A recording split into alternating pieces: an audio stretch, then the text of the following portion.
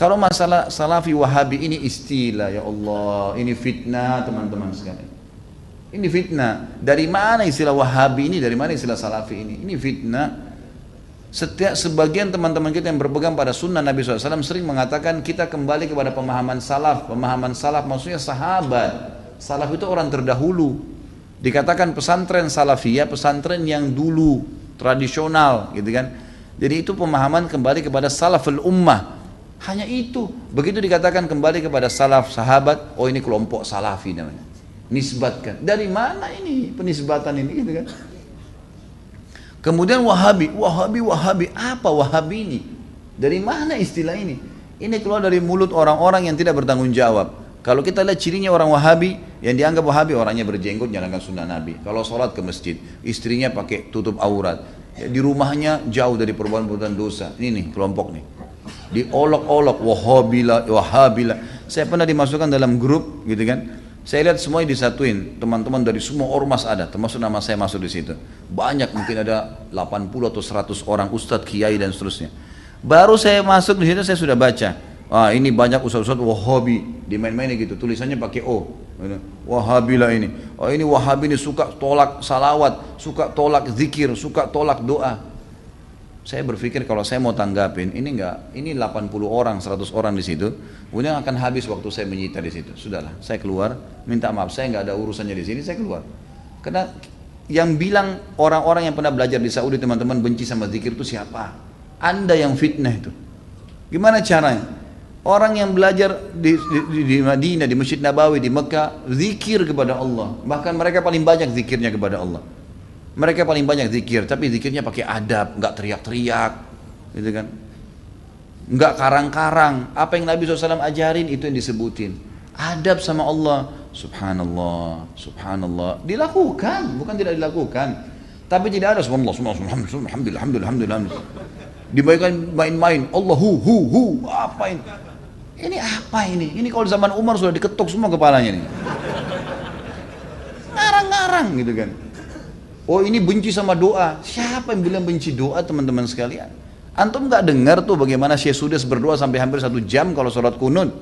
Itu dikatakan tuh itu pentolannya Wahabi katanya.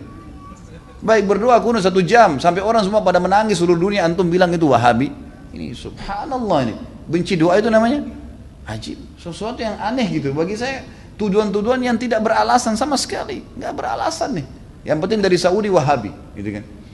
Saya sampai waktu mau berangkat ke Saudi, awal saya mau belajar tahun 90, teman-teman ayah saya sempat titip pesan dari kota Makassar, Khalid, nanti kamu ke Saudi, ambil ilmunya tapi jangan jadi Wahabi. Baik, saya berangkat 6 bulan pertama teman-teman sekalian, semua guru yang masuk saya ketakutan lihat. Ini Wahabi nih.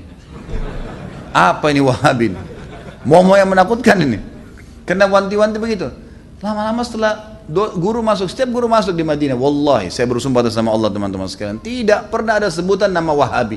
Saya tidak pernah dengar kata-kata Wahabi dari mulut mereka. Wallah, yang ada cuman qala Allah, qala Rasul. Allah berfirman, Rasulullah bersabda. Wallahi, saya sumpah di sini, di masjid ini memang begitu ajarannya. Begitu ajarannya, qala Allah, qala Rasul. Qala Allah, qala Rasul selalu.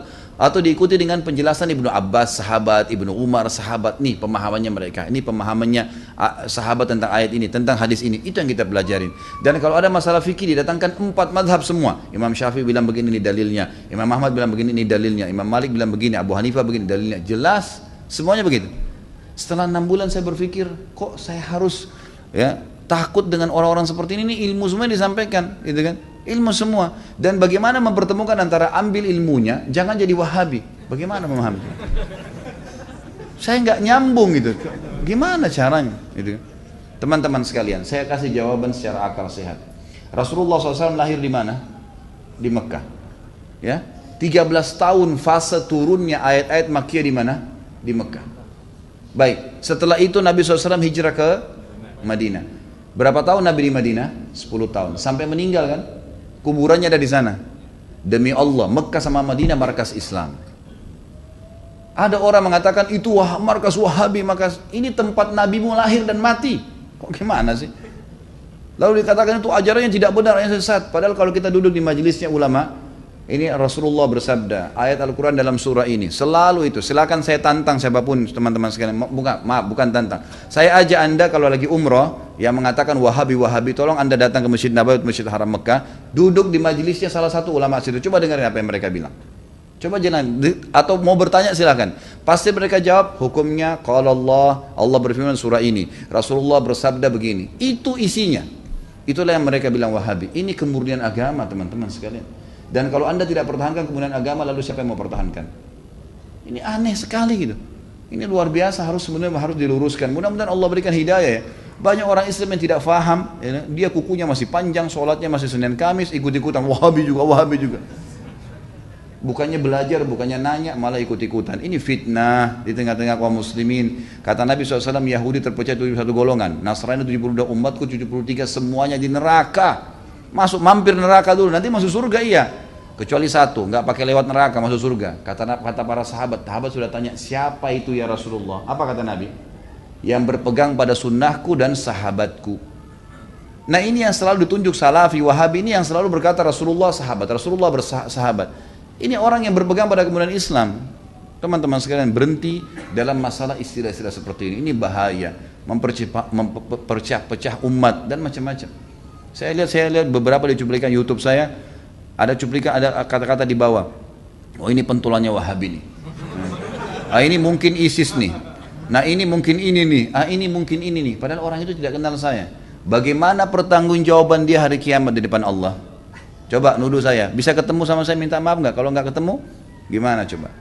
Saya bisa maafin, tapi dalam hukum Islam, kalau seseorang memfitnah saudaranya Muslim, menuduh sesuatu yang dia tidak punya ilmu, kan itu, sudah dimaafin pun pada orang yang melakukan orang-orang yang sedang difitnah, tetap hukum syar'i dia harus minta maaf. Kalau tidak, saya dapat pahala karena memaafkan, dia tetap dihukum sama Allah karena masih belum minta maaf. Variabelnya begitu kan? Hukumnya begitu. Orang mencuri, kan itu. Kemudian dia tidak kembalikan haknya orang, tetap dihukum, nggak bisa.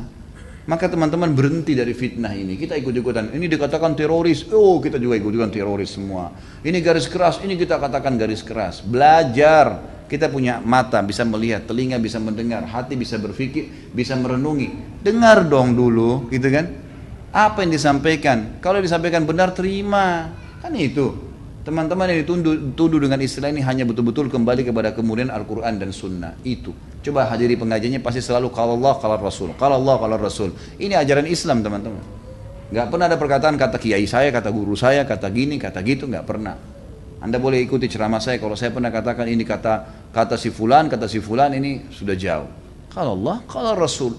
Ada tanggapan ulama yang merincikan mungkin atau menyampaikan. Itu mungkin. Ini Allahu alam. Mudah-mudahan Allah perbaikin keadaan. Kalau masalah salafi itu diambil istilah sebenarnya. Teman-teman kita yang berdakwah sekarang di Indonesia ini berfaham sunnah. Termasuk mungkin pengajian kita ini seringkali dikatakan pengajian salafi, pengajian Wahabi. Karena setiap kali dalam pengajian-pengajian ini kita selalu mengatakan salaf ummah. Ada orang-orang terdahulu sebelum kita dari kaum salaf ummah. Salaf ini yang telah mendahului. Itu yang dimaksud sahabat dan tabi'in. Itu yang dimaksud dengan kaum salaf, ya, kaum salaf. Salaful ummah telah berkata seperti ini, para sahabat dan tabi'in. Nah, karena sering mengucapkan ada istilah salaf dikatakan kelompok salafi. Padahal sebenarnya tidak ada kelompok ini gitu. Ini cuma istilah sebenarnya diistilahkan gitu kan. Karena ada keluar kalimat itu. Kalau Wahabi ini sebenarnya dulu pernah ada pemahaman keliru ya di Maroko, berfaham diistilahkan Wahabi. Itu di zaman mungkin masih sudah lama, mungkin zaman Abbasiyah. Kemudian dihancurkan oleh Khilafah Abbasiyah. Dan pemimpinnya sudah dibunuh, dihukum mati, udah habis gitu kan. Nah pemahaman ini memang pemahaman yang tidak benar awalnya. Kemudian setelah ya, pemahaman Syiah banyak ya, diperbaikin, diluruskan di Jazirah Arab ya, dan orang-orang Sunni banyak mengistilahkan ini Syiah. Hati-hatilah, orang Syiah itu mencaci maki, mengkafirkan para sahabat, kecuali Ali dan beberapa orang sahabat Nabi. Sementara ahli sunnah itu malah menghormati semua sahabat termasuk Ali. Tidak pernah ada ahli sunnah mencaci maki Ali radhiyallahu anhu. Kita muliakan dan kita terima. Semua keluarga Nabi SAW kita hormatin. Ya. kita berikan salam dan salawat setiap kali kita tahiyat kepada mereka. Gitu kan. Nah orang-orang Syiah yang tidak menerima selalu diserang oleh ahli sunnah, gitu kan? Karena kalau dikatakan sunnah, sunni dan syi'i, ya gitu. Sunni itu artinya orang yang mengikuti sunnah. Sebenarnya orang Syiah tidak mau istilah itu melengket pada kita, nggak mau. Karena kalau difaham pemahaman sunni berarti orang-orang yang ikuti sunnah Nabi. Syiah berarti yang mengikuti pemahaman Ali, gitu kan? Seperti itu. Jadi pasti orang lebih cenderung memilih, oh berarti pemahaman sunni dong, ikuti Nabi. Yang ahli sunnah juga menghormati Ali, kok nggak ada masalah, gitu kan? Maka orang-orang Syiah mengeluarkan istilah Wahabi yang tadinya awalnya tidak baik nih, dilempar kepada orang-orang yang faham sunni. Makanya orang-orang Syiah di Iran itu mengatakan Saudi negeri Wahabi, gitu kan? Maksudnya negeri yang menjalankan sunnah. Kalau dia bilang itu negeri pusatnya sunni, orang-orang akan dukung pasti. Tapi kalau dikatakan negeri itu negeri Wahabi, orang akan berpikir apa nih Wahabi ini? Bisa saja orang kembali kalau baca sejarah ke histori buruk tentang kisah Wahabi yang awal tuh, yang memang tidak benar, gitu kan? Padahal tidak pernah sama sekali ada istilah Wahabi. Saya tinggal di Saudi waktu saya mau berangkat pertama, subhanallah, tahun 90, sekolah di Madinah. Waktu itu masih kelas SMA ya. Kemudian ada teman-teman ayah saya ya, sempat mengatakan, nanti Khalid di sana ambil ilmunya, tapi jangan sampai kau jadi Wahabi. Saya berangkat terus terang, saya pikir Wahabi ini momok monster yang menakutkan. Setiap kali ada guru saya masuk, dosen saya masuk, saya selalu ini Wahabi nih, yang berjenggot ngomong apa nih Wahabi nih, gitu. Selalu begitu, gitu kan? Karena ayah saya seorang yang dikenal, gitu kan, seorang yang tokoh masyarakat di Makassar. Jadi pasti mereka tahu saya balik, saya akan gantikan beliau, minimal itu, gitu kan? Maka saya pun berhati-hati sekali. Subhanallah, mungkin 3 bulan sampai 6 bulan pertama itu semua momok yang kayak menakutkan. Tapi setelah saya muhasabah diri saya, enggak pernah orang-orang ini, enggak ada omongan kasar, dan selalu yang keluar dari mulut mereka, qala Allah, qala Rasul. Allah berfirman, Rasulullah bersabda. Kalaupun dikuatkan, sahabat Abdullah bin Umar berkata, Abdullah bin Abbas berkata, selalu begitu. Enggak pernah ada, ini pendapat saya, oh ini pendapat Wahabi, enggak ada. Kalau orang Syiah selalu, kelompok Syiah, selalu digembar-gemborkan Syiah. Kita enggak pernah, enggak ada begitu. Lalu saya bilang, ini pemahaman yang salah. Kira-kira bagaimana caranya saya ambil ilmunya, saya enggak jadi Wahabi, ini bagaimana modelnya? Enggak bakal nyambung. Kalau emang ini dikatakan Wahabi berarti pemahaman ini benar selalu kalau Allah, kalau Rasul. Dari mana nih? Lama kelamaan saya sampai S1 baru saya paham, oh ini istilah yang digunakan oleh orang-orang Syiah untuk menjauhkan orang bahkan dari pemahaman Sunni yang benar. Siapa kelompok ISIS, Syiah dan Wahabi? Apa fadilah bagi orang yang mati syahid? ISIS tentu kelompok yang mereka membentuk kesatuan, memfokus untuk mendirikan khilafah di Syria dan Baghdad di Irak. Jadi ISIS itu Syria dan Irak, gitu kan, untuk mendirikan negara di sana dengan cara-cara yang mereka lakukan. Sampai sekarang yang saya temukan adalah para ulama menegur perilaku-perilaku mereka dari cara-cara untuk membunuh semua orang yang tidak faham, gitu kan. Kemudian banyaknya hal-hal yang sekarang ini terbuka. Ada banyak tulisan-tulisan sekarang, artikel dalam bahasa Arab, foto-foto yang ditemukan. Jadi pimpinan-pimpinan mereka ini bersatu satu sama yang lain. Jadi seakan-akan sengaja dibentuk untuk meributkan umat Islam ini, gitu kan?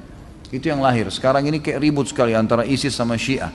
Dua-duanya punya pemahaman-pemahaman yang perlu diluruskan, ya.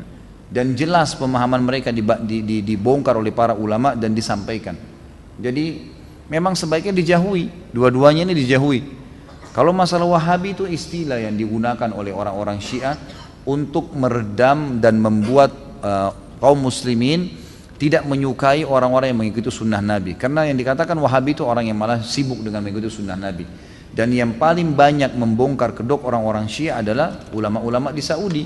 Dan kita tahu sendiri, kita nggak bisa bohongin, tidak bisa dibantah fakta sejarah. Nabi SAW lahir di Mekah, 13 tahun di Mekah, dan dakwah sempurna agama Islam di Madinah. Di mana-mana orang tahu sumber sesuatu itu adalah tempat mengambilnya, gitu kan?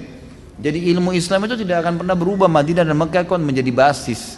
Nah ulama-ulama sana itu sampai sekarang masih mempertahankan tradisi, mempertahankan sunnah Nabi dari zaman sahabat tabi'in sampai sekarang. Masih mereka punya halaqah di Masjid Nabawi, menyampaikan hadis-hadis Nabi, meluruskan kesalahan-kesalahan. Dan yang paling banyak membongkar kedok Syiah, ya, dan ini juga kelompok ISIS ini adalah ulama-ulama di Saudi. Maka mereka disorotin. Nah, disorotinya supaya jangan cuman ini saja yang dibongkar kedoknya, mereka juga menakut-nakuti umat Islam ini ada Wahabi nih. Wahabi itu apa? Orang-orang garis keras, fundamentalis lah, teroris lah, dan segala macam istilah, gitu kan. Kalau saya sih nggak usah terpengaruh dengan itu ya. Kalau saya yang penting kita menjalankan sunnah Nabi. Allah Subhanahu Wa Taala sudah mengatakan dalam surah Shaf, Allah akan memperlihatkan agamanya walaupun orang kafir, orang musyrik nolak, kita tetap komit menjalankan, sudah selesai.